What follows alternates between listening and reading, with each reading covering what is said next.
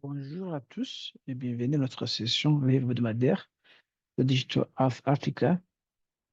Aujourd'hui, nous allons parler des animations saisonnières sur le plan d'eau,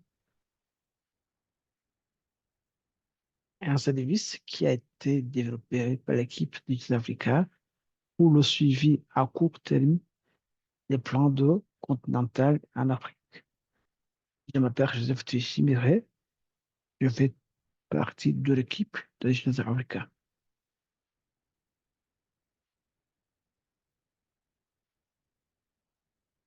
Notre mission est de fournir un service de routine fiable et opérationnel utilisant les observations de la Terre pour fournir des produits prêts à la décision, permettant aux décideurs politiques, aux scientifiques, aux sociétés privées, à la société civile de faire face aux changements sociaux, environnementaux et économiques sur le continent et de développer un écosystème pour l'innovation dans tous les secteurs.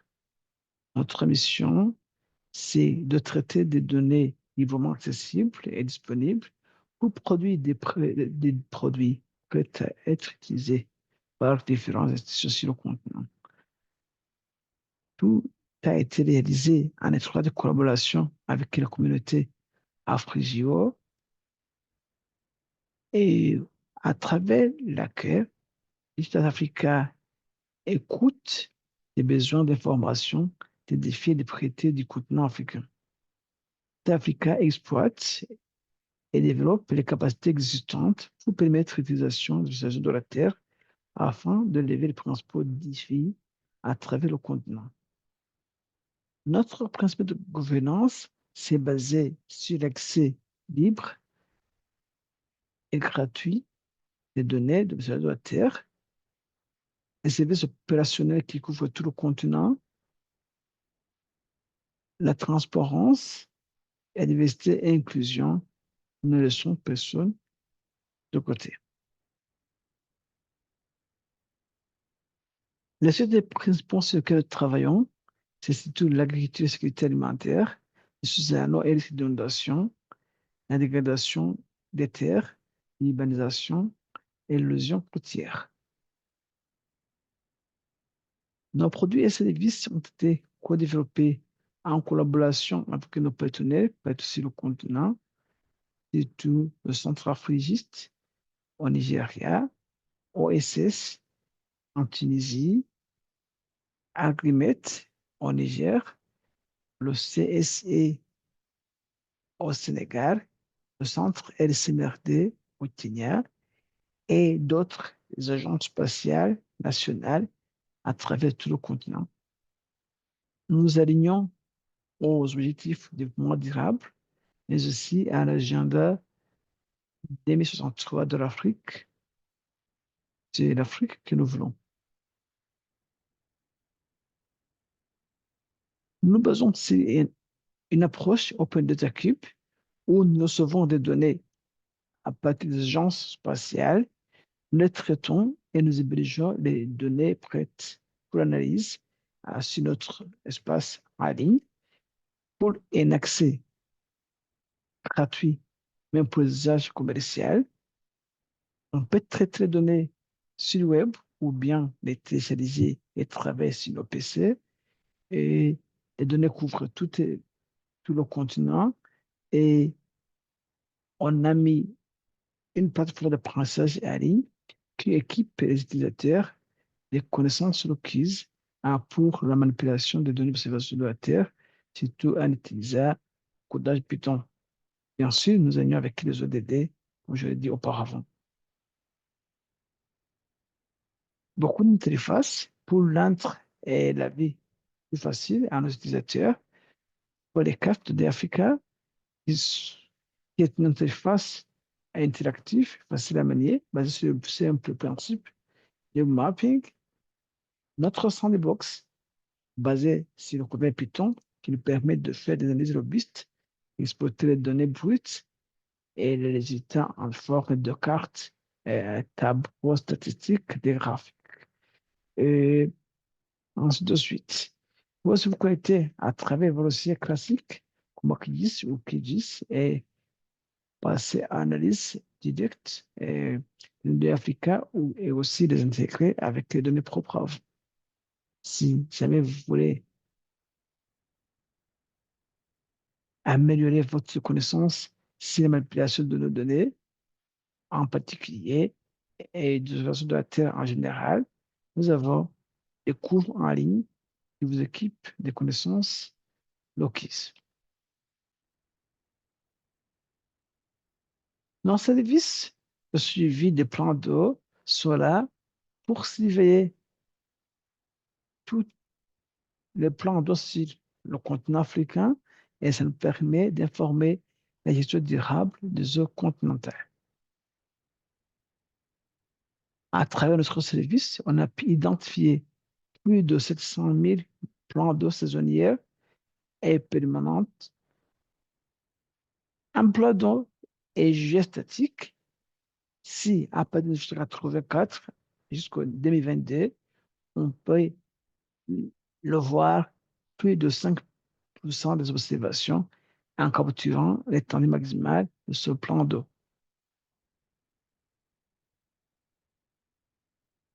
Ici, un des autres services peut voir l'eau qui est en jaune clair et parties qui ont été observées à peu de fois, mais si vous allez vers le bleu foncé, c'est là des plans d'eau que je dirais permanentes qui ont été observés à peu près 100% de notre observation par satellite. Ça, c'est l'exemple. Le lac Ogwelu, ça a été en Zambie. Ici, on voit que ce plan d'eau peut être dans une plateforme. Et aujourd'hui, on va parler des animations saisonnières d'ici le plan d'eau.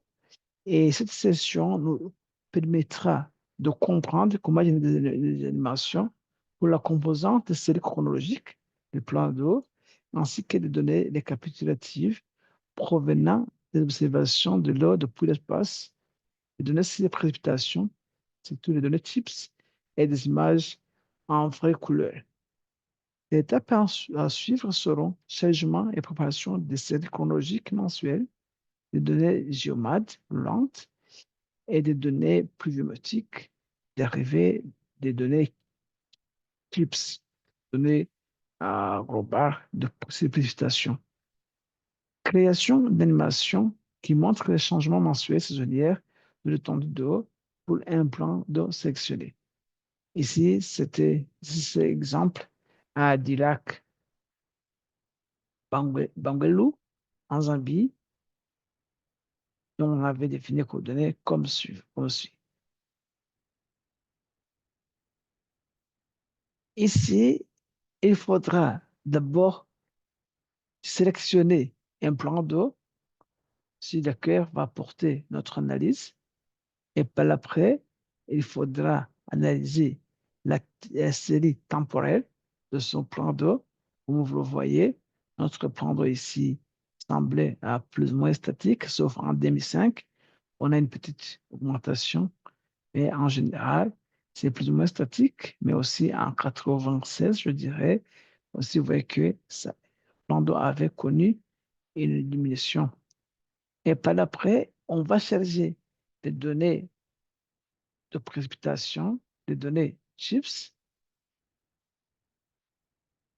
Et par exemple, si on prend le cas de ce lac, vous allez voir que après une grande pluviosité, le plan d'eau augmente de superficie et année par année, et c'est-à-dire qu'après, ou bien vers la fin d'une saison pluvieuse, et toujours il y aura augmentation euh, de, de l'étendue d'eau, c'est-à-dire qu'il y a une corrélation positive entre la pluviosité et l'étendue de ce plan d'eau, ce qui est tout à fait évident.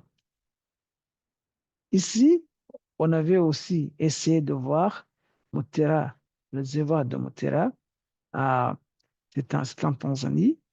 Comme vous voyez, et ce plan d'eau, ce réservoir est très dynamique au cours des années, mais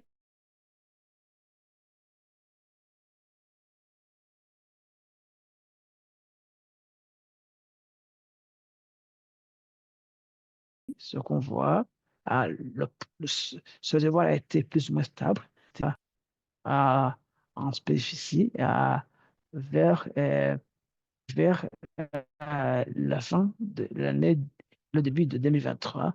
Et cela est dû aussi à une diminution de précipitations dans les. Et ce barrage étant, je vois étant un barrage hydroélectrique aussi, ça doit sans doute affecter l'énergie dans le pays. Si on va aller à travers notre sandbox, d'abord, on peut voir à travers nos cartes d'Afrique. Si par exemple, j'exprime ça, si on va voir le lac de Banguelou, euh, on va essayer de voir et on va charger les données d'observation des plans d'eau pour le service Water Bodies. Si on va charger, ici on peut choisir, c'est ce qu'on peut afficher. Vous voyez, ça c'est à notre lac. Et puis, je veux dire que c'est un complexe lacustre avec des zones aquatiques aux environs. Ici, on peut voir là où le lac, les observations ont été à grande pourcentage. Vous voyez que la partie ici, que je dirais, qui couvre des zones aquatiques et environnantes.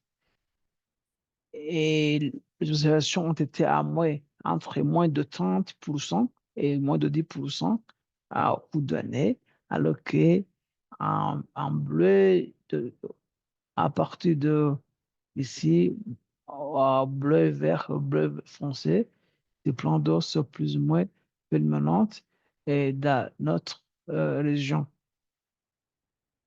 Même chose, ça c'était à titre d'exploration, mais ce qu'on peut aussi faire, on peut aller dans la sandbox sur le fichier des exemples de la vie courante, l'autre examples, vous verrez un notebook qui s'appelle Water Bodies synonyme des questions d'animation saisonnière des plans d'eau. Et dès que vous entrez au milieu de ce notebook, est déjà lancé l'analyse pour ce site Internet. Ici, comme on dit, toujours, ça commence par un titre qui nous offre l'animation saisonnière des plans d'eau. Ça nous part de notre service d'observation des eaux continentales, service Water Bodies, qui nous part de la méthodologie ou bien des raisons d'être de ce service. Et ça nous permet le suivi à long terme des plans d'eau, mais ça peut aussi nous permettre un suivi saisonnier de ce plan d'eau. Bien sûr, il y a le marque. Ici, ça va analyser les surfaces, les zones humides qui sont converties en surface et son estimation par satellite. Mais ça ne fournit pas des mesures sur la hauteur, la profondeur, le volume des eaux et bien sûr, et c'est de voir, euh, l'étendue, mais ça ne donne pas beaucoup d'informations sur la source de ces eaux. Et c'est quelque chose à retenir avant d'utiliser ce produit. Ici, on va utiliser notre géomètre de Lente et les données de publicité à long terme, nous appelons données chips. Et enfin, on peut faire des statistiques et lancer une animation, euh, des images ou bien de la dynamique des eaux par saison. Il nous faudra d'abord charger des paquets que nous allons utiliser et ces paquets, en première partie, toujours, à, sont toujours disponibles à travers les réseaux utilisateurs du côté Python, les réseaux GitHub. et d'autres ici en bas sont développés par notre équipe scientifique. Il faudra nous connecter sur notre équipe de données et utiliser l'application WaterBodies, l'animation des, des, des plans d'eau. Et par après, il faudra définir latitude et longitude. Ici, on a vu qu'on est dans le réservoir de Motera en Tanzanie. J'avais vu que si vous allez voir que à Motera Dam, c'était une centrale hydroélectrique de la Tanzanie. Donc, et c'est-à-dire que si ce réservoir est affecté par la pénurie en précipitation, ça va sans doute affecter la production d'électricité ou bien la société d'énergie dans le pays. Ici, il faudra choisir un plan d'eau, encore une fois. Si, par exemple, on veut choisir un plan d'eau, si, par exemple, on veut choisir un plan d'eau, ce qu'on va faire, euh, en cliquant sur ce plan d'eau, on va voir son identifiant et sur cet identifiant qu'on va copier et aller coller dans notre code. euh, dans notre code et après ce plan d'eau, ici on va choisir cet identifiant, ça va coller dans notre code et par après on va lancer une série temporelle. Alors vous voyez que ce plan doit être toujours dynamique, ou bien notre barrage a été toujours très dynamique au cours des années.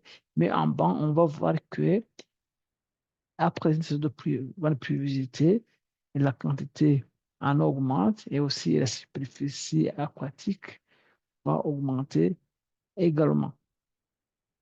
Et par après, ce qu'on va faire, on va euh, afficher une série temporaire qui va euh, montrer la priorité qui est graduée en descendant de 0 à 700 et aussi la surface d'eau qui qui est graduée de 40 de 0 à 100. Euh, et par après, vous voyez que chaque pluviosité, la courbe augmente. Ça, et si on veut qu'on peut conclure que la saison de pluie est entre peut-être décembre et février à mars de chaque année, et après la courbe va augmenter. Et ça, c'est très évident. Et par après, on peut euh, lancer une animation qui montre comment, qui combine la carte à vraie couleur, carte LVB, avec la dynamique de la pluviosité dans notre région, qui va aussi sans doute nous renseigner sur l'évolution de ce plan d'eau au cours des années. Ici aussi, on a d'autres exemples. À Baccalauréat, c'était au Niger, au Nigeria, au nord du Nigeria. Aussi, l'approche sera la même. Voilà, on peut voir, on peut zoomer sur notre étude ici et on va lancer. Ici, on a déjà produit une série en polaire. Donc, ici, on peut zoomer comme on veut. Ici, on a produit une série temporaire. Pardon,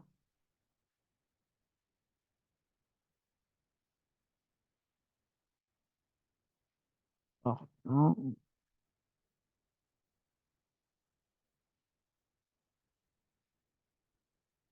Ici, on a produit une série temporaire qui montre comment notre plan d'eau a évolué au cours des années et on peut étendre comme on veut et voir année par année comment notre plan d'eau a évolué. Et aussi, on peut aller sur l'échelle par défaut. Et ainsi, on peut lancer aussi l'analyse de notre série temporelle et voir l'évolution de ce plan d'eau au cours des années. Ici, ce qu'on a présenté est très résumé. Si jamais vous voulez approfondir vos connaissances sur nos plateformes, veuillez vous enregistrer à travers notre plateforme de pensage AI où on a euh, des cours génériques qui introduisent les principes de base d'analyse des données d'observation de la Terre à utiliser le codage Python ou bien des cours spécifiques euh, qui portent sur différentes thématiques et surtout le suivi et des eaux continentales qui utilisent l'approche que nous venons de présenter. C'est un cours bien détaillé avec des tutoriels enregistrés, des captures d'écran, c'est pratique et on a une version française et une version anglaise. À la fin, vous obtenez un certificat. Ah, comme vous voyez, ça c'est notre cours. Et vous pouvez vous enregistrer et aller à travers. Tout est gratuit et nous sommes là pour vous assister le plus vite possible. Sur notre site Internet, tout ce que nous avons fait en matière de produits et services, en matière de nos plateformes, a été résumé à travers un document qu'on appelle guide pour utilisateur et vous pouvez aussi nous envoyer un ticket à travers notre desk. Bien sûr, ça c'est le lien vers notre programme de passage en ligne et chaque mercredi à 11h GMT, nous avons la même session.